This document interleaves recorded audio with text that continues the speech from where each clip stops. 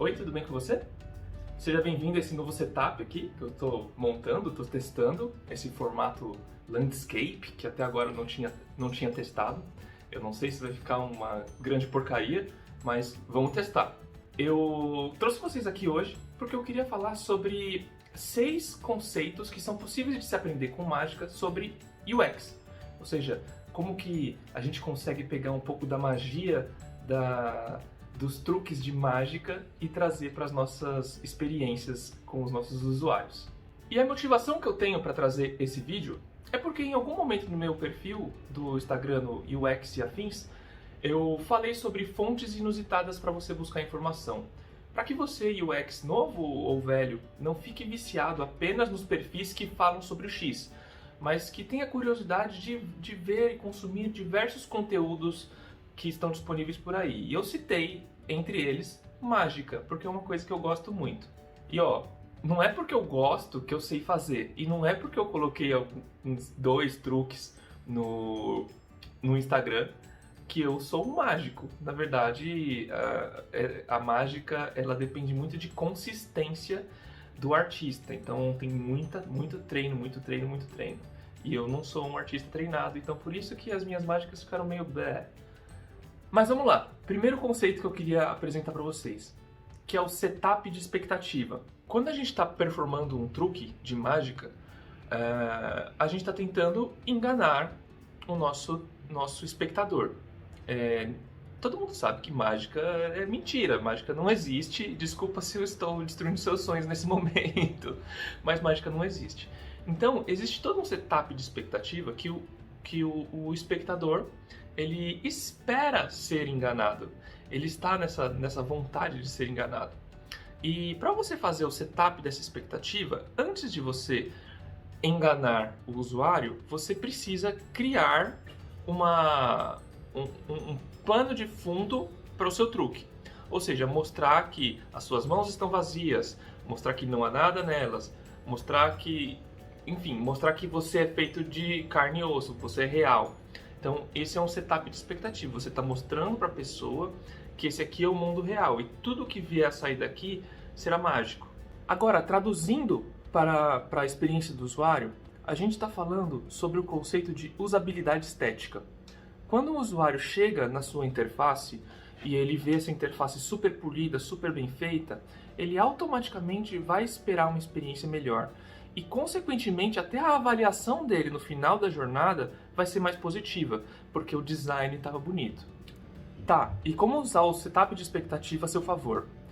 Se você vai entregar uma interface já para o usuário, entrega ela na melhor qualidade gráfica possível, porque, consequentemente, esse usuário vai ter a melhor experiência, vai sentir a melhor experiência possível naquele seu layout.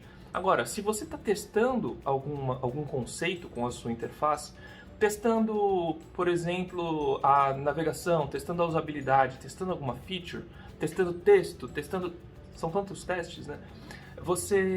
Eu sugiro, sempre que alguém me pergunta, eu sugiro não ir para o usuário com a interface mais polida possível. Por quê?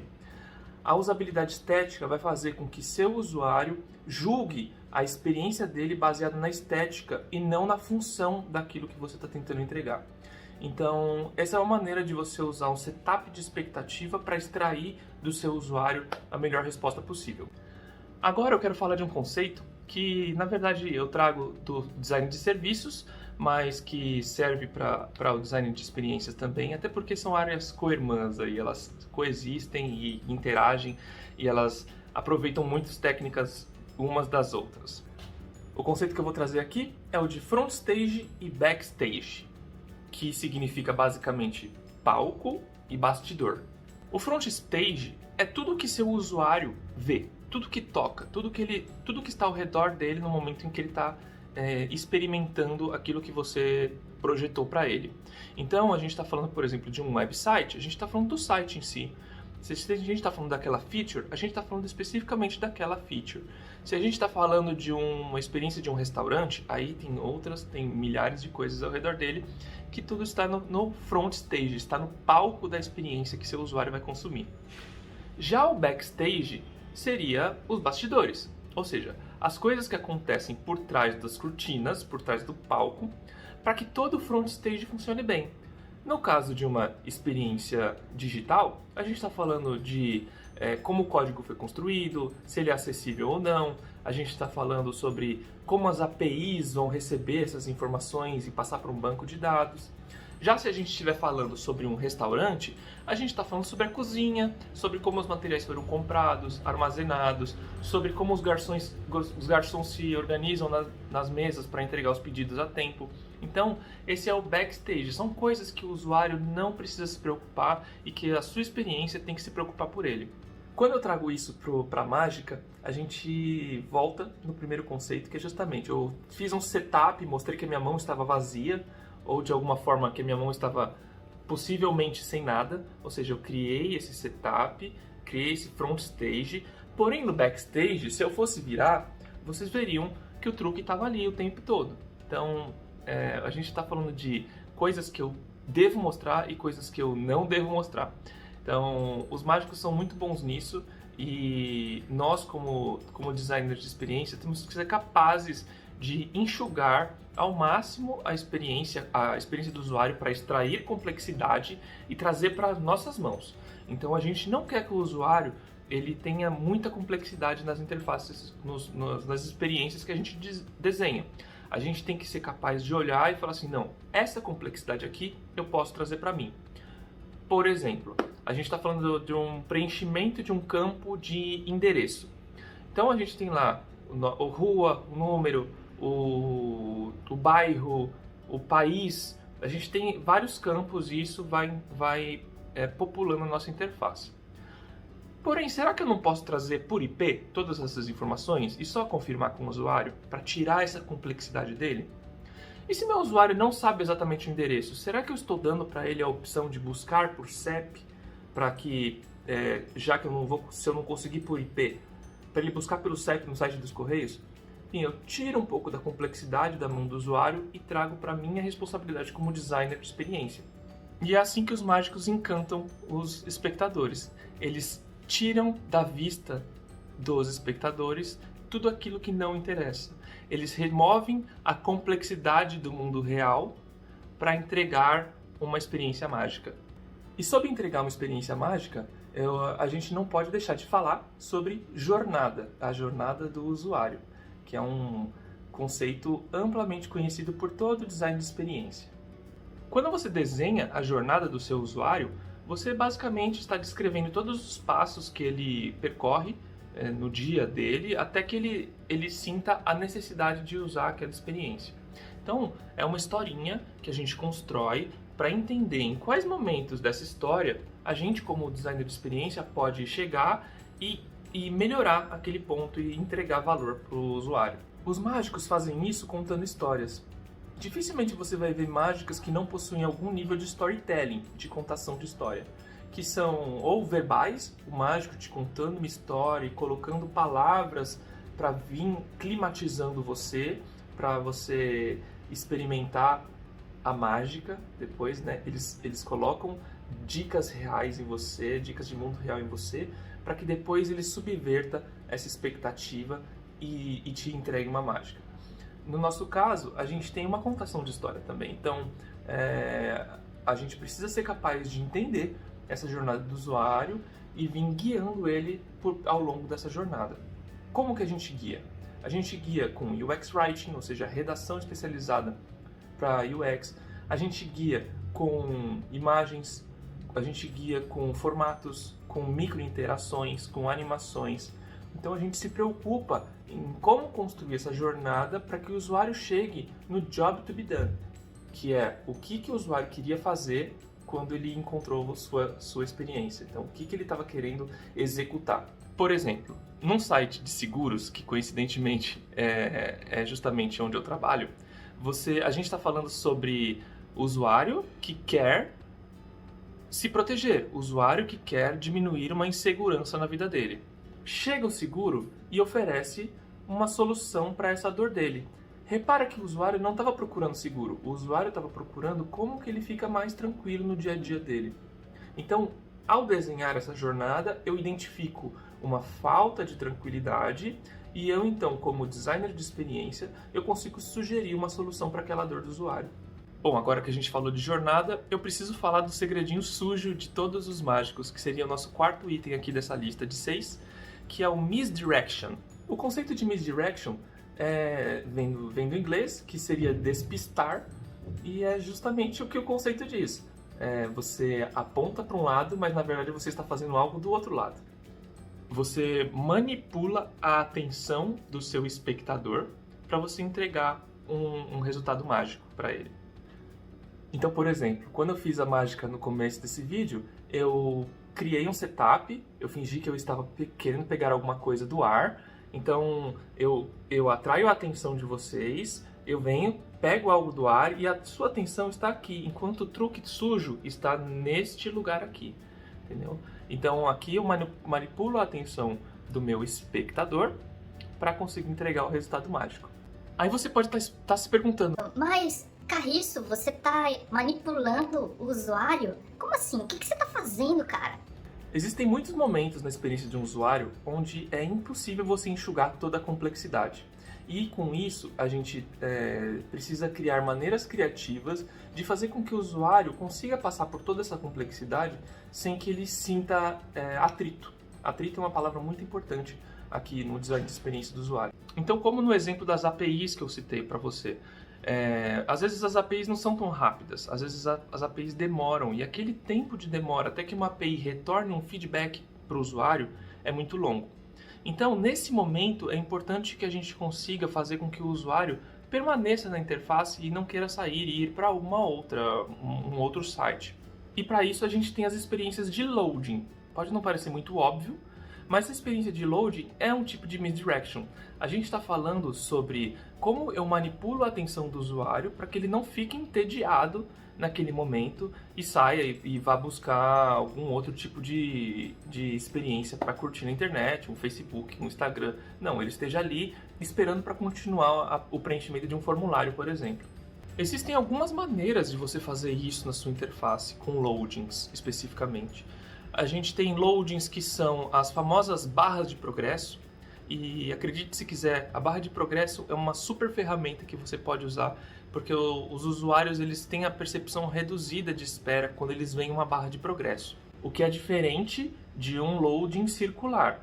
Já foi estudado e percebido que loadings circulares, na verdade, eles aumentam a percepção de tempo que um usuário fica na página, porque ele não tem um feedback exato do que vai acontecer ali. Quanto tempo ainda eu tenho que ficar aqui nessa interface, com esse loading que só fica girando e não me entrega um valor? Já numa barra de progresso, a gente vê que ela vai preenchendo, então de alguma forma ali possui um feedback para o usuário de que vai chegar num ponto final, e com isso ele tem a percepção de tempo reduzida. Nós temos também os loadings do tipo skeleton, que são aqueles que quando você entra numa interface, ela carrega primeiro a estrutura base e depois ela vai povoando essa estrutura com as informações. As mídias sociais hoje em dia fazem muito bem isso. Quando você entra, por exemplo, no Facebook, o tempo que ele está fazendo o loading da sua informação, na verdade ele já construiu a telinha ali e ele depois só coloca as informações. E com isso você reduz bastante a percepção de espera do seu usuário. Um outro tipo de loading também, que ele não é tão utilizado, mas é um conceito fenomenal, que se chama gradiente de meta. Então você tem que mapear qual é a meta do seu usuário. Por exemplo, a interface do Uber. Quando você chama um carro, leva um tempo até que o Uber consiga encontrar um motorista na sua região, que esse motorista, que ele consiga ler qual é a trajetória que esse motorista está fazendo, quanto tempo ele vai levar até você, quanto tempo ele vai levar para terminar uma corrida anterior. Então tudo isso leva muito tempo. Um loading do tipo barra de progresso, ele talvez não funcionasse bem. Tampouco um skeleton, um loading skeleton, ele também não funcionaria muito bem. O que a Uber fez muito inteligentemente foi criar um gradiente de meta. Basicamente, a Uber faz o seguinte: ela vai fazendo como se a gente estivesse passando pela jornada da API deles juntos. Nós estamos de mão dadas nesse momento. Então, primeiro ele mostra o mapa da sua região, mais ou menos querendo dizer, olha, nós estamos olhando aqui a sua região. Depois eles encontram vários carros, olha, tem vários carros na sua região. Depois eles selecionam um carro, Falou assim, ó, tem um carro aqui que talvez ele seja o seu carro. Depois ele mostra a rota do carro, ele mostra se o motorista tem que terminar ou não uma corrida. E então a gente consegue acompanhar o carro vindo e fazendo todo o percurso até chegar na nossa residência, na nossa localidade. Então isso é um gradiente de meta, porque aos pouquinhos eu estou entregando valor para o meu usuário e ele fica satisfeito com a espera, porque ele sabe que coisas estão acontecendo e que ele não está na mão. Então, na verdade, a gente não está enganando o usuário, a gente está usando um conceito do misdirection, que a gente pode aprender com a mágica, justamente para melhorar a expectativa do usuário durante a experiência dele. Bom, um quinto ponto que eu quero trazer aqui para vocês, que também vem do mundo da mágica, mas na verdade podia ser de qualquer lugar, qualquer esporte, de qualquer profissão mais meticulosa, que é a memória muscular. Quando eu estou falando de memória muscular, eu estou falando de como o nosso corpo cria inteligência automática para resolver problemas. Que, por exemplo, um mágico, quando vai fazer um truque, ele já fez tantas e tantas e tantas vezes que aquele truque sai automaticamente. Os dedos dele, a musculatura dele, a percepção de ambiente dele, os ângulos de câmera, isso tudo já está tão treinado que o mágico ele só tem que executar o truque e a execução sai natural. Então isso é memória muscular. Um jogador de tênis, por exemplo, quando ele tem que fazer um swing para atingir a bolinha, ele já fez aquilo milhões e milhões de vezes, ele não precisa pensar no que ele está fazendo, os músculos já fazem o movimento para ele.